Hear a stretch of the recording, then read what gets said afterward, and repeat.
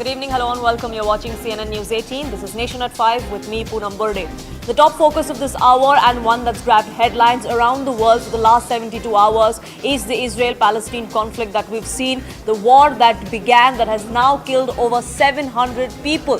The offensive is only mounting. Israel is not going to take this lying down was the clear message that came to the fore from the Israel Prime Minister Benjamin Netanyahu. Gaza Strip is going to be cut off from all water supply, from all electricity supply, is the latest that we are gathering as far as this conflict goes. That's the latest diktat that came to the fore from the Israel government.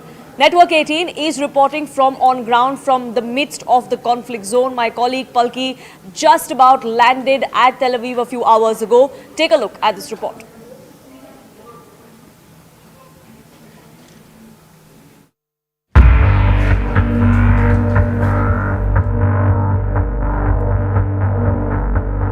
I'm at the Ben Gurion International Airport in Israel. It's Monday morning. You can see a lot of people, a lot of buzz at the airport.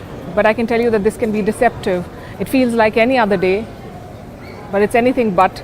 This is a country at war. And when war breaks out, you see a lot of action at airports invariably because there are two sets of people. There are huge crowds trying to leave a war zone. And then there are two sets of people who are trying to pour in, who line up to enter a war zone. These are journalists and soldiers. And the flight that we took this morning was packed with both. We spoke to some of our co-passengers. The journalists have come from various parts of the world. They're trying to capture the situation in Israel and trying to make sense of the conflict that is escalating by the hour.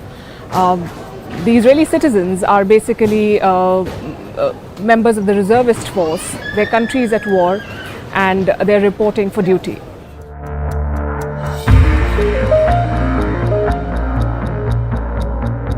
We're still at the airport. We were just heading out. There is the exit gate, and just as we were about to step out, we heard sirens, and we've looked at, as you can see, the security, the exit area is now completely deserted. The people who left the airport premises have walked back inside. They've rushed back inside after the sirens sounded, and we've seen alerts from the IDF, that is the Israeli Defense Forces, and they've said that sirens have been sounded in central Israel. And this has been the situation for the past 2 to 3 days ever since the attacks from Hamas began. And there are reports that the Ben Gurion International Airport may be one of the targets. So on this side, you can see a lot of people gathered here. They're waiting to enter a bomb shelter. And as we landed at the airport, we saw multiple signs pointing people towards a bomb shelter. No one's taking chances with their security at this point, given the fact that their country is at war.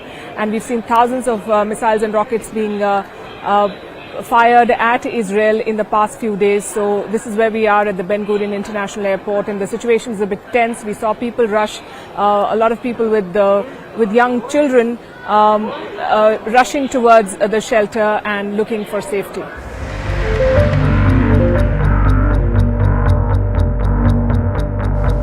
That was a report from the Tel Aviv airport. Just a short while from now, just a short while ago, in fact, is when my colleague Palki Sharma was there at the airport. She's now in the midst of the conflict zone, joining us live, getting us more updates. Palki, I'm crossing over straight to you. Tell us what really are the scenes as we see them now.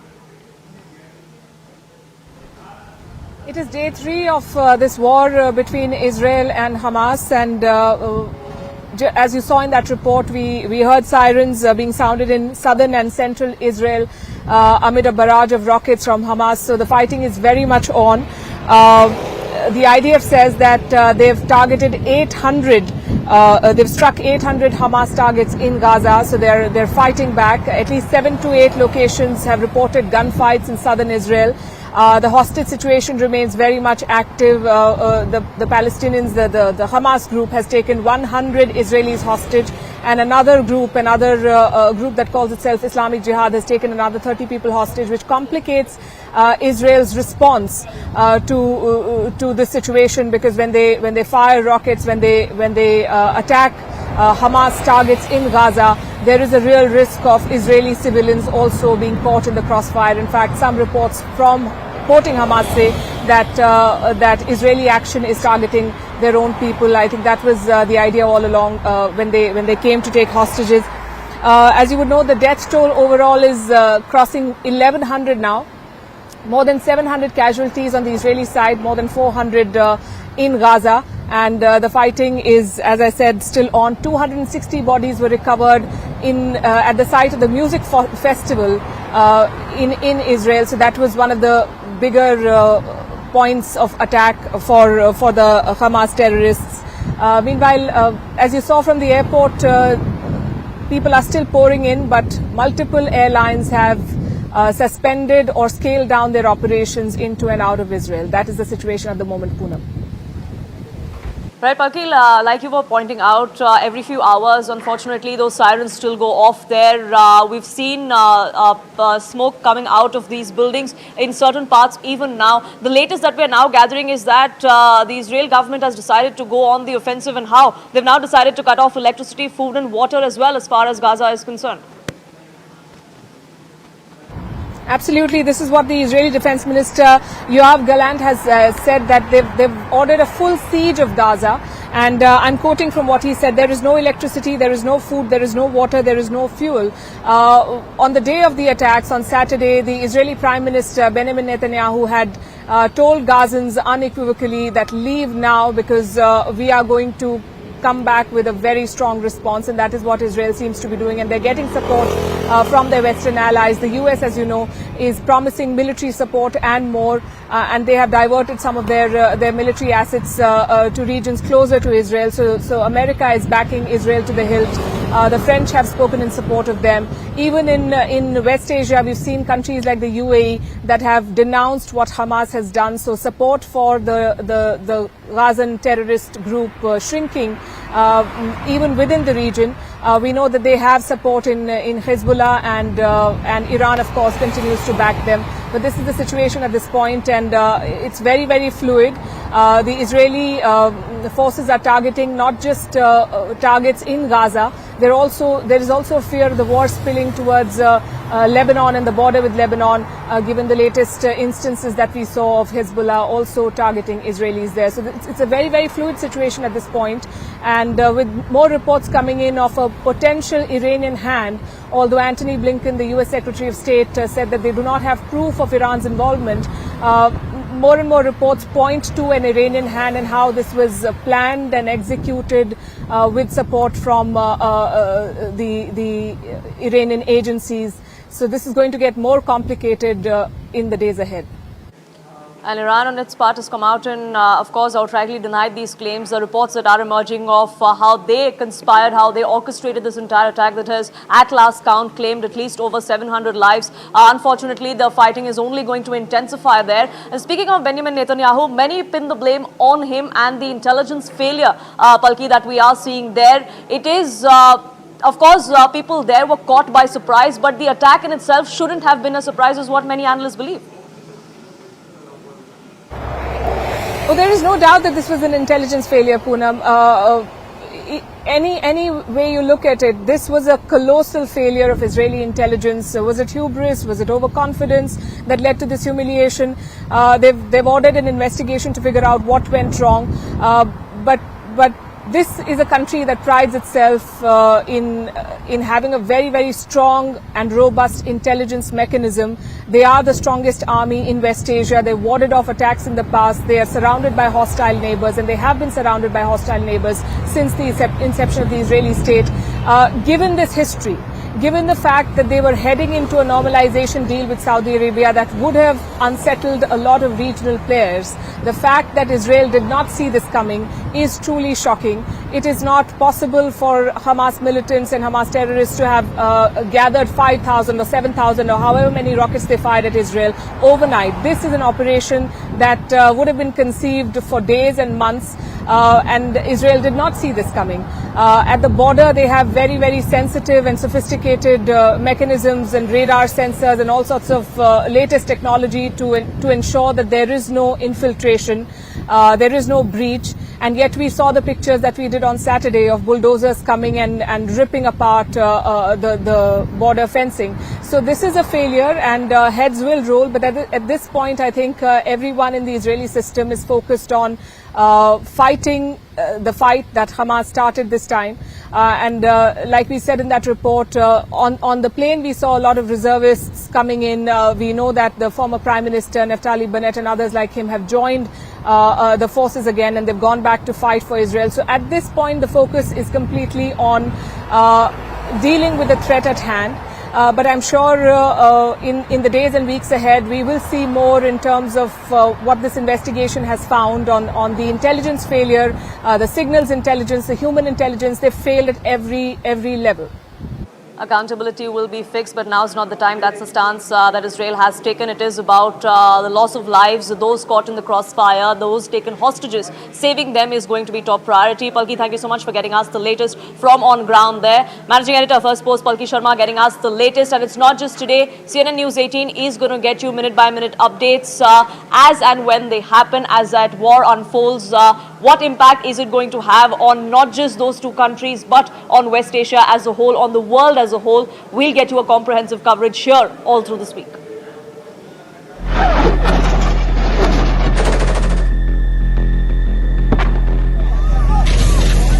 Israel is at war. It has come under terrorist attacks. Hamas launched thousands of missiles at Israel.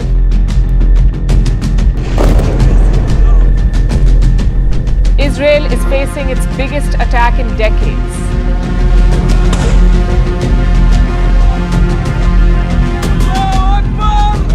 Prime Minister Netanyahu has declared a state of war. I'm at the Ben Gurion International Airport in Israel, trying to capture the situation in Israel and trying to make sense of the conflict that is escalating by the hour. And where do major powers like the US, Europe and Russia stand in this fight? We'll bring you a 360-degree perspective of this war in West Asia.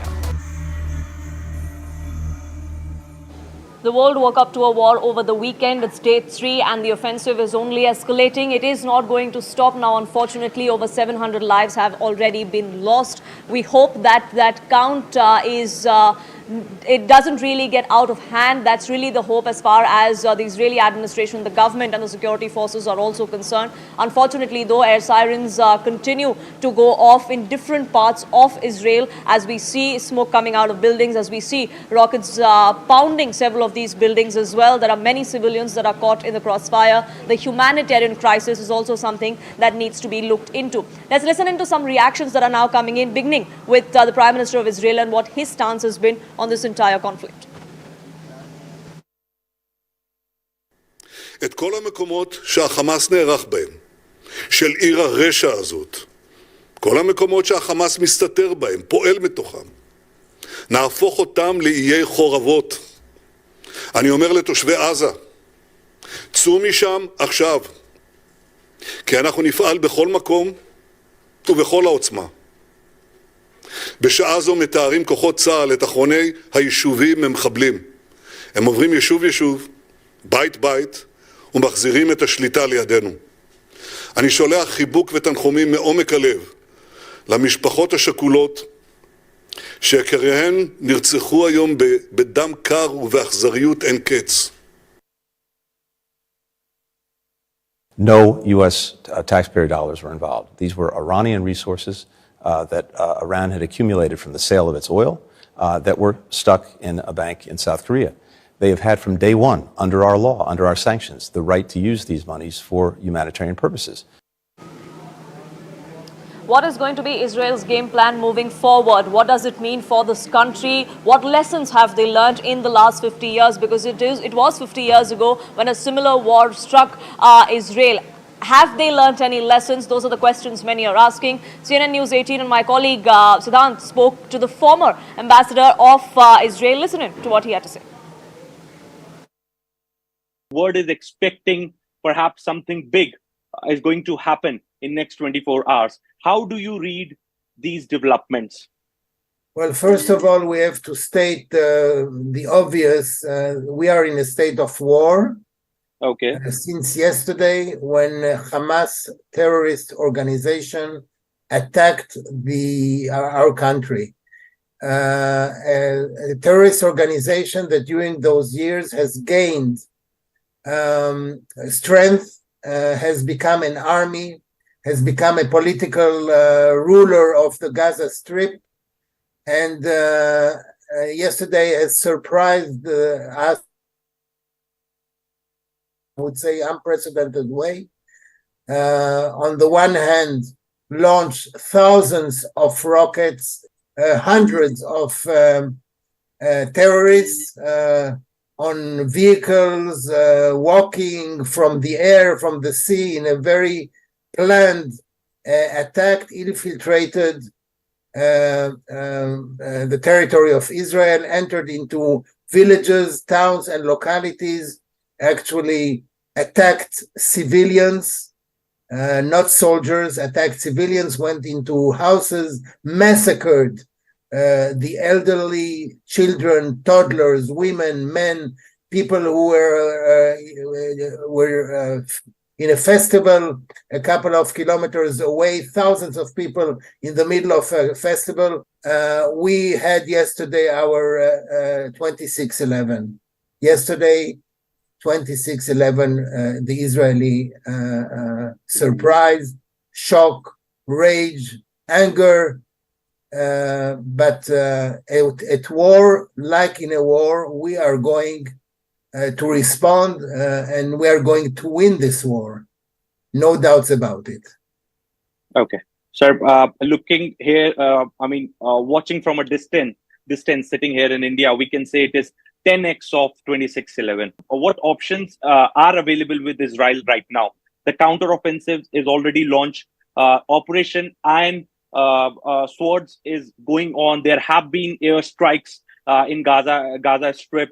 Perhaps, and we have been told in next 24 hours, 28 to 48 hours, we can expect something big. So what options Israel has now when it comes to counter, or perhaps to defend its own people, its own territory? What options are there? I have to say one very important thing. We have been used, unfortunately, to short rounds of hostilities with Hamas in the past 15 to 20 years. Usually they would end within 2-3 days with mediation from the Egyptians or maybe other parties, and then some arrangements would be made, and then we would have quiet until the next time. This time is different. This time is different because of the magnitude of the attack, because of the cruelty, the beastly way in which they massacred, the October massacre, I would call it. The situation is different, and the response by Israel will be different. I don't know if it will take 24 hours. It might take more, but the response this time would be fierce and forceful, and it will show Hamas, the rulers of the Gaza Strip, I can say, that with Israel you don't play games, and you don't you should not play with Israel. Israel will have its response. First of all, regaining control in those areas where we still don't have control. I have to say that when this operation started, there were more than 20 localities which the terrorists got control of for hours. Now there are 2 or 3 places left. First to regain control, then to make the terrorists pay a heavy price to what they did, and then we look strategically at the long term. We look also at other potential fronts. You know that in the same way that we have Hamas in Gaza, we have our enemies, again, terrorist organization in Lebanon, both of them, by the way, financed and trained and encouraged by a state member of the United Nations called Iran. And we have to be careful also regarding the potential threat from Iran. This is Israel's 9/11. This is Israel's 9/11. And Israel will do everything to bring our sons and daughters back home. These images are horrifying. They are hard to see, and they are impossible to fully internalize. But I'm showing you all of this for a reason. Today, many members of the international community are supporting Israel, yes. But if history has taught us anything, we know that tomorrow that may not be the case. The international community, and particularly the UN and the Security Council, have a very short memory when it comes to Israel. The terror that we endure quickly becomes a side note. But this time will not be the same. We will not let the world forget the atrocities our country suffered. And sir, with the latest scenario that is unfolding in Israel, what is your goal right now? Because we have seen a lot of commentary coming from the Israeli government that they are going to retaliate. How will we think that this is the goal that Israel has set for itself, especially in the wake of the number of hostages that has been taken in by those Palestinian terrorist groups? After this unprovoked attack on Israel, dual attack I should say, with thousands of rockets and by Hamas terror organization, and infiltration of hundreds of terrorists into Jewish communities and killing there many children, women, and elderly, and kidnapping others, Israel regained control again of the area, of the communities. And our aim now is to make sure that Hamas will not have the capacity in the future to re-execute the same attacks of this kind of things.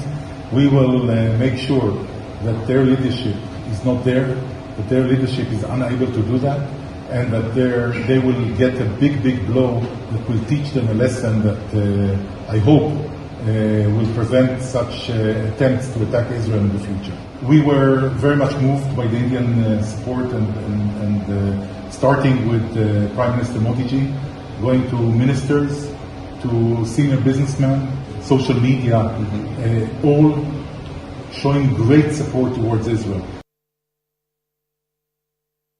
This has really been a horrific, at this stage, 36 hours here in Israel. Yesterday, Hamas invaded Israel and caused really the largest massacre of Israeli civilians. The situation is very dire. We have more than 300 casualties. And right now, the military is working very hard to secure the border area. There are some ongoing battles taking place within Israel in communities along the south.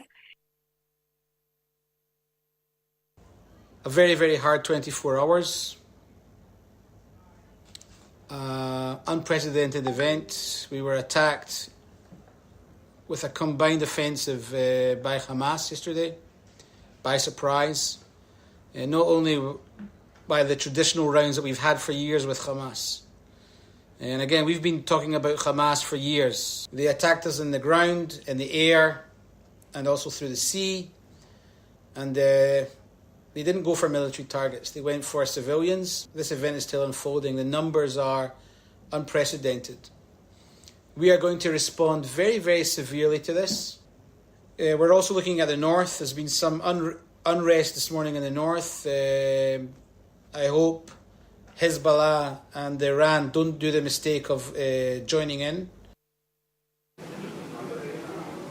There are many civilians that are caught in the crossfire, not just Israeli civilians, but foreign nationals who have unfortunately been taken hostage as well. Several Indians too who reside in Israel, including students, are now caught in the crossfire. My colleague Ayushman spoke with some of them. Take a listen to what they had to say. Nidhi, I'll come to you first. What is the scene right now where you are? I'm studying in the Jerusalem right now. I'm living in the Jerusalem in the center area right now. Mr. Subhash, I'll come to you. Mr. Subhash, I'll come to you. Nidhi, the first question was for you. Go ahead. Yeah, so I'm in Tel Aviv right now. It's more on the northern part where I'm situated, where my university is. The situation looks not that good. It's an orange alert. So we are expected to be inside our dorms, and like follow all the precautionary measures. Something as small as covering your windows, keeping your windows shut. You can see behind me. These are certain things that we have to do. We have to be alert at all times that in case the siren goes off, you are moving to bunkers. So these are a few advisories. Apart from that, the classes are not happening. Everything will start virtually. The semester has been delayed as well. So these are certain other things that's going around across the university as well and across the city as well. Right. And Mr. Subhash, where are you right now and what is the situation there? So right now I'm in the Jerusalem in the center area. I'm standing in the center area. You see, this is the center area, and you can see very well that nobody will come. People come to outside in this time in this Israeli-Palestine conflict. You can see this is the most important area in the Jerusalem, and the situation is not good. You know very well, and everybody has this instruction that should be stay in the home every time. So you can see the roads and all things are very empty. You see, you see, and this is the very tight situation in the Israel right now in the Jerusalem. You can see is very well. Yeah. Right. So this is we have a big problem for all Indian citizens, and then our Indian embassy also advised that you can should stay your apartment in their work, and that's all. Yeah. Right, so the advisory has come in for all Indian nationals to stay inside. Nidhi, what is the security deployment outside where you are? Because I'm sure it's a really tense situation right now in Tel Aviv. Are you carrying your ID with you wherever you go? What is it? What is the situation when it comes to essentials like food and water over there as well? Right. So basically, the security is tight. As a precautionary measure, the university as well has blocked a lot of gates, etc. There is a minimum movement that's been asked for us to do. More than that, the groceries, etc. There are smaller shops that are closer by on campus. We are recommended to only go there because that's the closest thing we have here. They're asking us not to step out of dormitories or campus at all times because this is, generally a much more safer area considering the entire city, and that's what the situation is right now here. Right, so at least you're on a campus which has shops nearby, so there is that facility over there. But Mr. Subhash, where you are, what is the situation when it comes to getting essentials like food and water? Are you getting access to that? At the same time, are IDF forces asking you for your ID? Like, I can see you're outside right now. Yes, exactly. Everybody and police and IDF also ask me when I go to outside, and they ask me, where are you working? Where is your ID? So this is the security is very tight, and I am telling you that in the supermarket and the grocery store is very empty. A little bit very problem to buy all the stuff. So this is the big problem in the right now in the Jerusalem, right? You see, right. Yeah.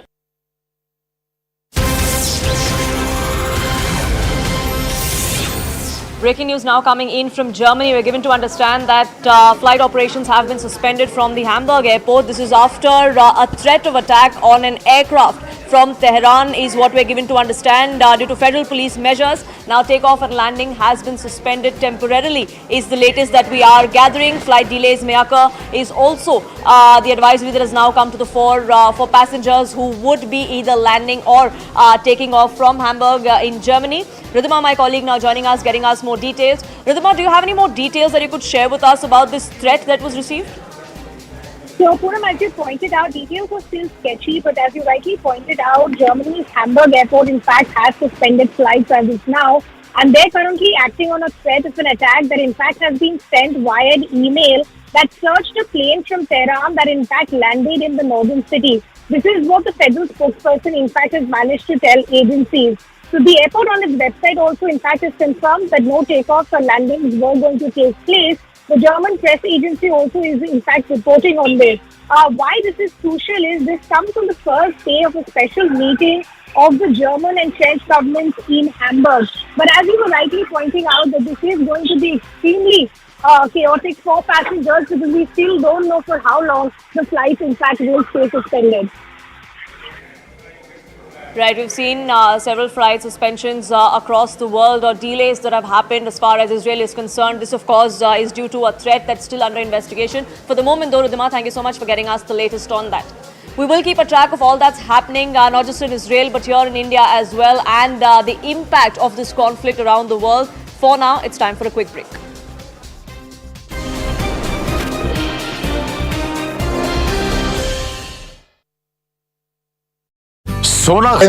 Has become an army, has become a political ruler of the Gaza Strip, and yesterday has surprised us,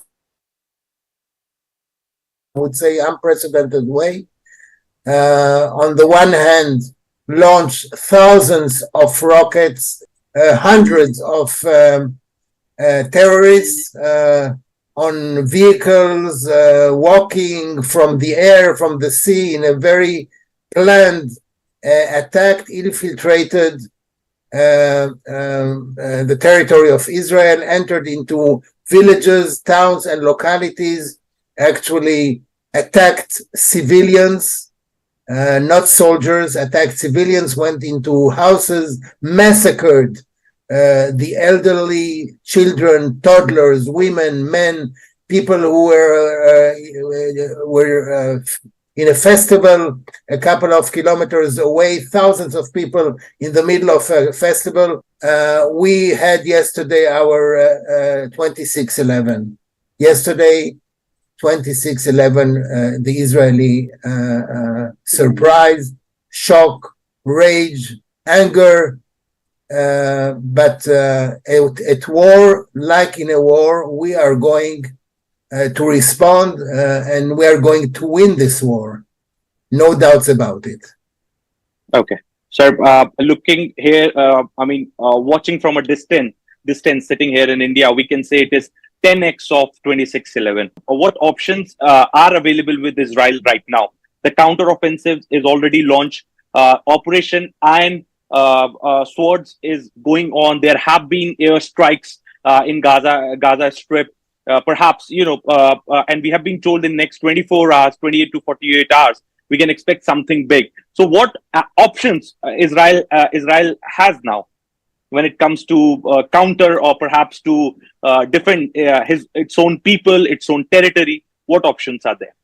I have to say one very important thing. We have been used, unfortunately, to short rounds of hostilities with Hamas in the past 15 to 20 years. Usually they would end within 2-3 days with mediation from the Egyptians or maybe other parties, and then some arrangements would be made, and then we would have quiet until the next time. This time is different. This time is different because of the magnitude of the attack, because of the cruelty, the beastly way in which they massacred, the October massacre, I would call it.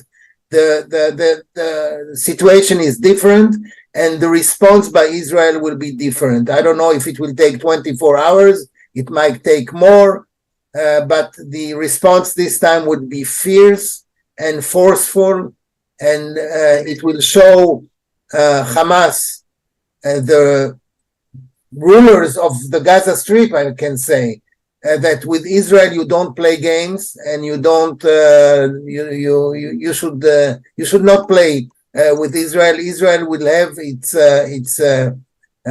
response. First of all, regaining control in those areas where we still don't have control. I have to say that when this operation started, there were more than 20 localities which the terrorists got control of for hours. Now there are 2 or 3 places left.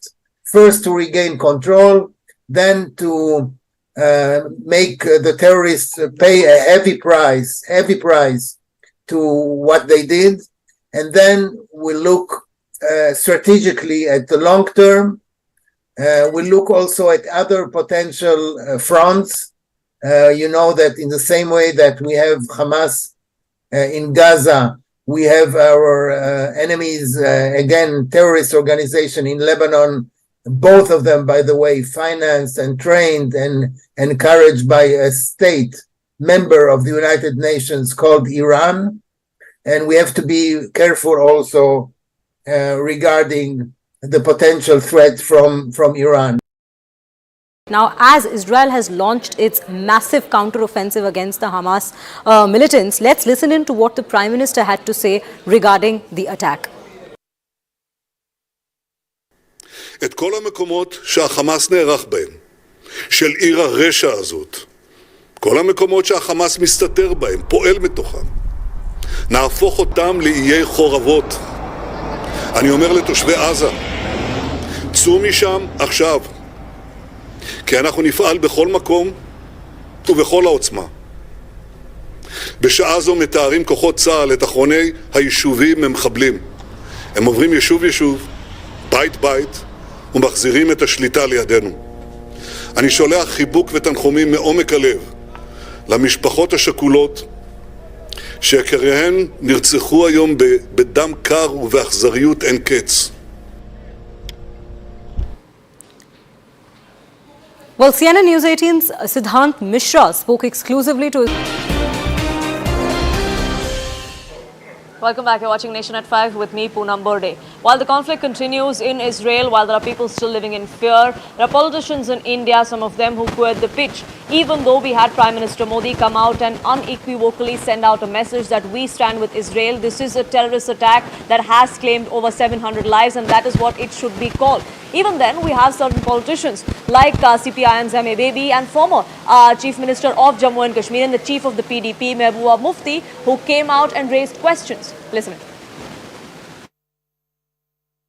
Technical system, security system, अगर किसी के पास है वो Israel के पास है, मगर उसके बावजूद फलस्तीन कौम की जुर्रत के सामने आज उनको तार-तार होना पड़ा। आप ये सोचते हैं कि हम लोगों को बंदूक के बलबूते पे, ताकत के बलबूते पे किसी कौम को जिंदगी भर दबा के रखेंगे, ये नहीं चलता है।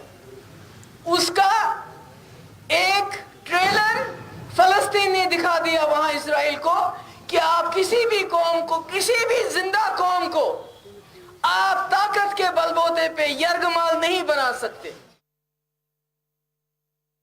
ये बहुत दुर्भाग्यपूर्ण है जिस तरह से मुस्लिम यूनिवर्सिटी के द्वारा प्रदर्शन किया गया, छात्रों के द्वारा दुर्भाग्यपूर्ण है। यहाँ के वर्तमान बीसी रजिस्ट्रार दोनों कार्रवाई करेंगे, उन्हें सस्पेंड किया जाएगा, एफआईआर दर्ज होगी और हमारे अलीगढ़ के कप्तान भी संज्ञान लेंगे, इन पे चिन्हित करके कार्रवाई की जाएगी। मैं भी शिक्षा मंत्री जी से और बीसी और रजिस्ट्रार जी से तीनों से बात करके कठोर से कठोर कार्रवाई की जाएगी। ये मानसिकता खराब है, मानसिकता खराब है। एक तरह से इस आतंकवादी गतियों से लिप्त एक अड्डा बना हुआ है यूनिवर्सिटी में, उस पर जब तक कार्रवाई नहीं होगी तब तक काम नहीं चलेगा। आप क्या करने जा रहे हैं इसको लेकर? मैं कठोर कार्रवाई कराऊंगा। अलीगढ़ पहले वो बहुत सुधरी है यूनिवर्सिटी, यूनिवर्सिटी का नाम खराब नहीं होने देगा। So what is the reason that you have said that it was not the right decision of the government to express solidarity with Israel? You see, this question of Palestine, it's not something new to the government of India. Even during the freedom struggle, Mahatma Gandhi had opined on this issue. And Mahatma Gandhi extended the solidarity of the freedom movement to the Palestinian cause. For Netanyahu, aggravating the relationship with Palestine is something which he needs for managing his internal political, difficulties. He has formed the most rabid right-wing government with all sorts of,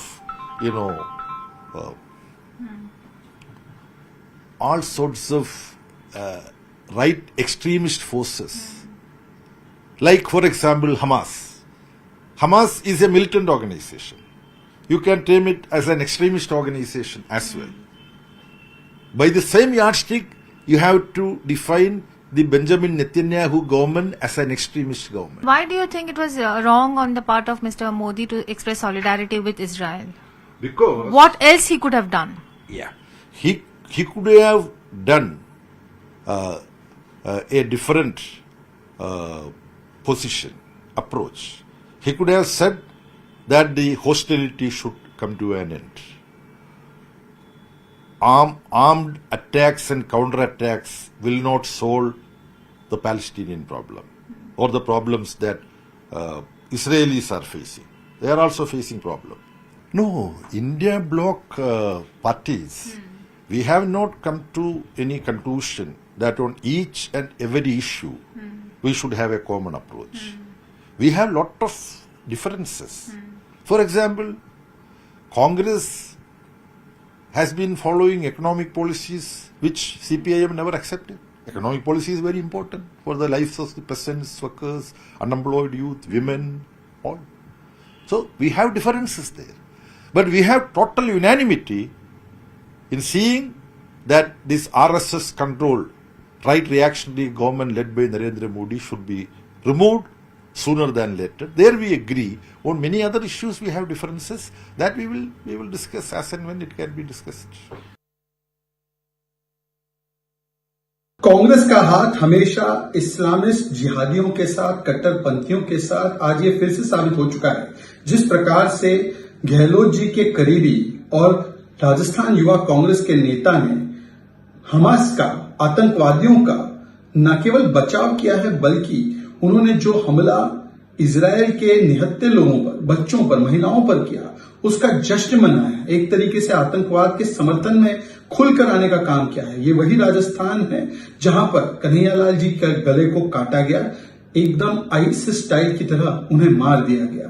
और उस समय पर भी vote bank के नाम पर किस प्रकार से जिहादियों का, किस प्रकार से आतंकियों का समर्थन करते हुए, कट्टरपंथियों का और दंगाइयों का समर्थन करते हुए राजस्थान की कांग्रेस पार्टी दिखाई दे रही थी, वो हमारे सामने है। आप लोग को चाहिए कि बीजेपी के एक बहुत बड़े नेता जो आज इस दुनिया में नहीं है, जो इस देश के प्रधानमंत्री थे, जिनका वीडियो बड़ा वायरल हो रहा है, उनके भाषण को सुन लीजिए आप। उन्होंने फ़लस्तीन के बारे में क्या कहा था कि अरबों की ज़मीन पर कब्जा कर लिया गया है। हमने एक पोस्ट स्टैम्प निकाला था, सॉलिडेरिटी विद पैलेस्टाइन, वो भी आजकल देख रहे हैं आप लोग। हमारी शुरू से पॉलिसी फ़लस्तीनियों की तायीद में रही है। इसमें शिफ्ट आया जब कांग्रेस की सरकार थी, ऑस्लो एग्रीमेंट हुआ और ऑस्लो एग्रीमेंट में कहा गया था कि वेस्ट बैंक और गाज़ा में इंडिपेंडेंट पैलेस्टीनियन कंट्री बनाया जाएगा। 5 साल जाके 30 साल हो गए। तो इसकी जिम्मेदारी ऑस्लो एग्रीमेंट की सब पर थी, यूएसए पे थी, यूके पर थी, यूरोपियन नेशंस पर थी। Arunima now joins us to get us more perspective on this political war that is brewing here in India. And Arunima, New Delhi, diplomatically, India has taken a stance that this is a terror attack and we stand with Israel, much like the world has done. But there are some politicians here, including the Congress party, who just about came out with their resolution. They talk about why not also speak of the innocent lives that are being lost in Palestine. That's also something that has now been spoken of here, targeting the Indian government as to why that is not being spoken of. Yes, the opposition does not want the country to lose sight of the history that Israel and Palestine has. The opposition is pointing out to the manner in which Israel was created, the manner in which Palestinians have been treated, especially the ones who live in the Gaza Strip and on West Bank. That historical perspective opposition wants to remind people of. Asaduddin Owaisi reminding of what Atal Bihari Vajpayee had said, how even earlier we had welcomed Yasser Arafat as a state guest here in India. So India's policy towards Israel and Palestine has changed with the recent change in government as well. And opposition's criticism is that because, quote-unquote, there is a right-wing government of Benjamin Netanyahu in Israel, and therefore the current dispensation, which is also called right-wing by the opposition party, they are therefore forgetting the historical equation that we have had with Palestine and only joining hands and supporting Israel. There is also that community angle. It is being said that because Hamas represents the Muslim community, therefore Indian Muslims have sympathy with them. Some BJP leaders also saying that Hamas is terrorist, and the Congress party and other opposition leaders have always shown a soft corner for terrorists, a charge that opposition rejects. Well, we've seen that back and forth happen between the government or the BJP and the opposition as far as this entire issue is concerned. Mr. Asaduddin Owaisi, in fact, went into the history of it. He blamed the Congress too, because this was the shift in stance as far as India's diplomatic stand is concerned happened during the Congress party, is what Mr. Owaisi said. Yes, Asaduddin Owaisi making a reference to the Oslo Agreement, saying that, you've not followed it in letter and spirit. And he's blaming all the world leaders for it. Essentially, all those who are sympathetic towards the cause of Palestine has always said that the West, be it America, be it Europe, now Indian politicians on the opposition rank also blaming the Indian government. But you've all spoken about Israel and how Israel is suffering, but you cannot lose context of what Palestine has gone through as well. They have been made refugees in their own home. They have been surrounded with a wall. Their lives every day is a struggle. So opposition spectrum politicians do not want India to lose, sight of that reality as well. So I think what essentially the opposition is saying is that yes, this might be a terror attack. Yes, you must have empathy for Israel, but at the same time, as a government of India, you must have a more humane approach towards the suffering on the other side as well. Right, Arunima, thank you so much for getting us the latest on that and putting that in perspective for us. Whether this war of words escalates here in India, we'll keep an eye out on that and much more that continues here in India and, of course, outside as far as the Israel conflict is concerned. We'll get you all those updates after a quick break. Don't go anywhere.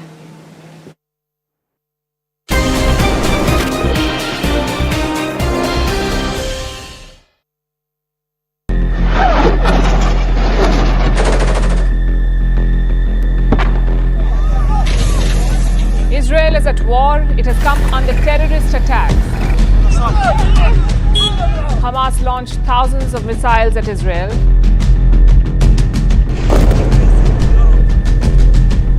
Israel is facing its biggest attack in decades.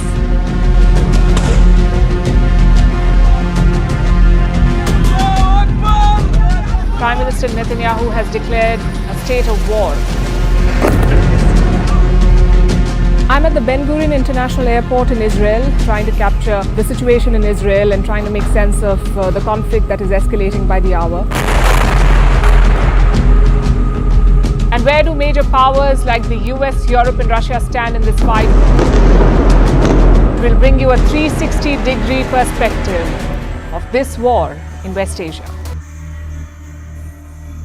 Co-powered India till 2018, Daniel Carman, about the Hamas attack on Israel. He discussed Israel's game plan next and the situation on the ground right now. Listen in to what the conversation was.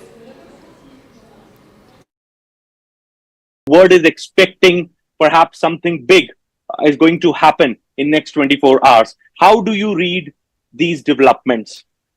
Well, first of all, we have to state the obvious. We are in a state of war. Okay. Since yesterday, when Hamas terrorist organization attacked our country. A terrorist organization that during those years has gained strength, has become an army, has become a political ruler of the Gaza Strip, and yesterday has surprised us, I would say, unprecedented way. On the one hand, launched thousands of rockets, hundreds of terrorists on vehicles, walking from the air, from the sea, in a very planned, attacked, infiltrated the territory of Israel, entered into villages, towns, and localities, actually attacked civilians, not soldiers, attacked civilians, went into houses, massacred the elderly, children, toddlers, women, men, people who were in a festival a couple of kilometers away, thousands of people in the middle of a festival. We had yesterday our 26/11. Yesterday, 26/11, the Israeli surprise, shock, rage, anger, but at war, like in a war, we are going to respond and we are going to win this war. No doubts about it. Okay. Sir, looking here, watching from a distance, sitting here in India, we can say it is 10x of 26/11. What options are available with Israel right now? The counteroffensive is already launched. Operation Iron Swords is going on. There have been airstrikes in Gaza Strip. perhaps, and we have been told in next 24 hours, 28 to 48 hours, we can expect something big. So what options Israel has now when it comes to counter or perhaps to defend its own people, its own territory? What options are there? I have to say one very important thing. We have been used, unfortunately, to short rounds of hostilities with Hamas in the past 15 to 20 years. Usually they would end within 2-3 days with mediation from the Egyptians or maybe other parties, and then some arrangements would be made, and then we would have quiet until the next time. This time is different. This time is different because of the magnitude of the attack, because of the cruelty, the beastly way in which they massacred, the October massacre, I would call it. The situation is different, and the response by Israel will be different. I don't know if it will take 24 hours, it might take more, but the response this time would be fierce and forceful, and it will show Hamas, the rulers of the Gaza Strip, I can say, that with Israel you don't play games, and you don't you should not play with Israel. Israel will have its response. First of all, regaining control in those areas where we still don't have control. I have to say that when this operation started, there were more than 20 localities which the terrorists got control of for hours. Now there are 2 or 3 places left. First to regain control, then to make the terrorists pay a heavy price to what they did. And then we'll look strategically at the long term. We'll look also at other potential fronts. You know that in the same way that we have Hamas in Gaza, we have our enemies, again, terrorist organization in Lebanon, both of them, by the way, financed and trained and carried.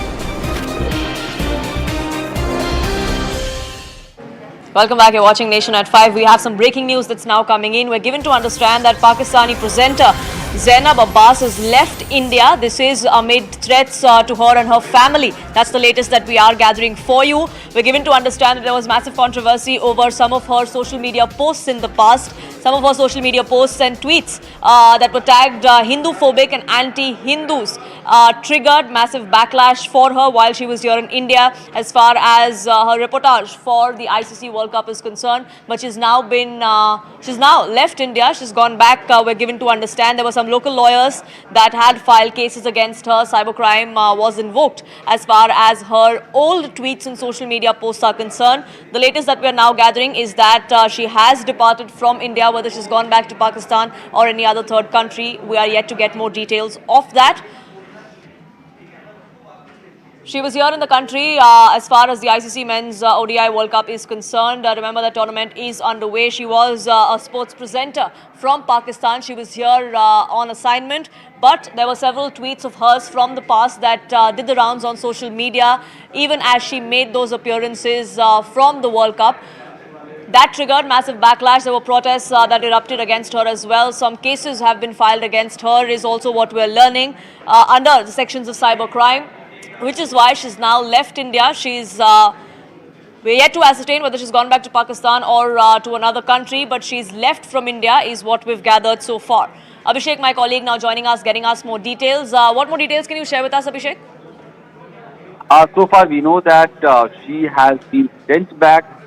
She was there to cover, the cricket matches that is going on in India, and she's a very popular commentator and cricket, publicist in Pakistan. And her presence, maybe the government did not like it the way because of the security threat and all. And on the basis of that, she has been sent back to Pakistan. And at the same time,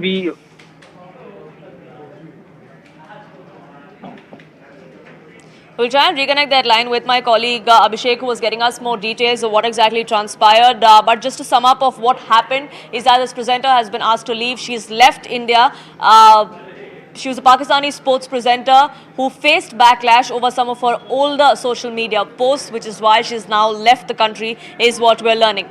Shifting focus now to the month of November, which is going to be a politically heavy month for the country, for India, because 5 states go to elections beginning 7th of November. Madhya Pradesh, Chhattisgarh, Mizoram, Telangana and Rajasthan are the states that go to polls. The Election Commission announced those dates just a short while ago. We had reactions coming in from both the BJP and the India bloc. It is going to be the first test really of the India bloc versus the NDA. Both sides extremely confident of which way these elections go. They're also seen as a semi-final before the big battle of general elections next year, 2024. Listen in to some of those reactions. Start with from the Mizoram. The date of poll will be 7th November and date of counting would be 3rd, which is common of course for all these states. And elections in all these states would be completed by 5th of December. So date of poll is 7th November. Similarly, in case of Chhattisgarh, the elections would be in 2 phases. The date of poll would be 7th November and 17th November. The nominations after Mizoram for the first phase of the Chhattisgarh would happen on 20th, the 13th, and the last date would be 20th.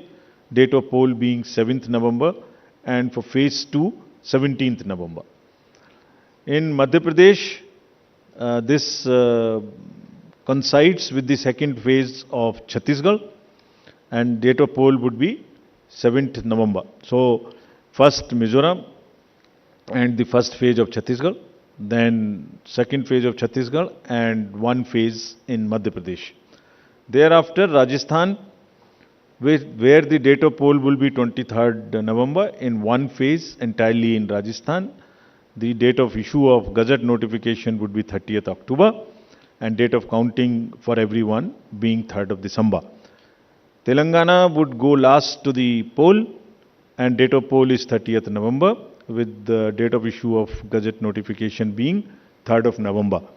And the entire election process would be complete by 5th of December. So this is what is the schedule. Elections announce हो गए हैं, कैसा है BJP का preparation? हम जो election commission घोषणा किया है उनका हम भारतीय जनता पार्टी तेलंगाना की ओर से पूरा स्वागत करते हैं। भारतीय जनता पार्टी इलेक्शंस के लिए पूरा तैयार है। भारतीय जनता पार्टी हर एंगल पर तैयार है। अभी रिसेंटली 1 वीक बैक आदरणीय प्रधानमंत्री जी का 2 आम सभा हम महबूबनगर में निज़ामाबाद में किया है। उसके बाद हमारा राष्ट्रीय अध्यक्ष जगत प्रकाश नड्डा जी भी पूरे कार्यकर्ताओं को संबोधित करते हुए एक एक्शन प्लान कार्यकर्ताओं के सामने, तेलंगाना के जनता के सामने हमारे राष्ट्रीय अध्यक्ष लगाए हैं। प्रधानमंत्री जी का जो मीटिंग था एक बढ़िया रिस्पांस नौजवान के साथ, किसानों के बीच में, महिलाओं के बीच में मिला है। और रिस्पांस देखने के बाद आज कांग्रेस पार्टी हो, टीआरएस पार्टी हो, वो फिर पुनर्विचार कर रहे हैं उनके पार्टी के बारे में। आज मैं बताना चाहता हूं तेलंगाना के जनता बदलाव चाहते हैं, परिवर्तन चाहते हैं। वो परिवर्तन भारतीय जनता पार्टी के द्वारा ही होना चाहिए, उनका मन है। क्योंकि इस तेलंगाना में सालों भर कांग्रेस का राज देखे थे। इस तेलंगाना में 9.5 साल टीआरएस का सरकार भी देख चुके हैं। दोनों का राज भ्रष्टाचार राज है, दोनों का पालन भ्रष्टाचार का पालन था। हम अब्सोल्यूट मेजॉरिटी के साथ तेलंगाना में मोदी जी के नेतृत्व में सरकार बनाएंगे और जो 3rd प्लेस के लिए, 2nd प्लेस के लिए कांग्रेस पार्टी, बीआरएस पार्टी लड़ने दो, हमारा कोई आपत्ति नहीं। सबसे बड़ा उत्सव है तो एक तरफ जनता से ये प्रार्थना करता हूँ कि चुनाव सरकार बनाते हैं, चुनी हुई सरकार बनती है जो प्रदेश का और जनता का भविष्य तय करती है। तो सभी मतदाता भाई और बहन इस चुनाव में बढ़ चढ़कर भाग लें, उत्साह के साथ भाग लें। मैं राजनीतिक दलों से ये अपील करना चाहता हूँ कि मध्य प्रदेश शांति का टापू है, शालीनता का प्रतीक है। इसलिए चुनाव हम जरूर लड़ें, लेकिन चुनाव लड़ते समय हम व्यक्तिगत आरोप प्रत्यारोप उनसे बचें। ये शत्रुता नहीं है, तो विचारधाराओं का संघर्ष है। Well, that's a wrap from my side here on this edition of Nation at 5. But what do these elections mean and how are they going to impact 2024? My colleague Anusha decodes that next with you on Plain Speak.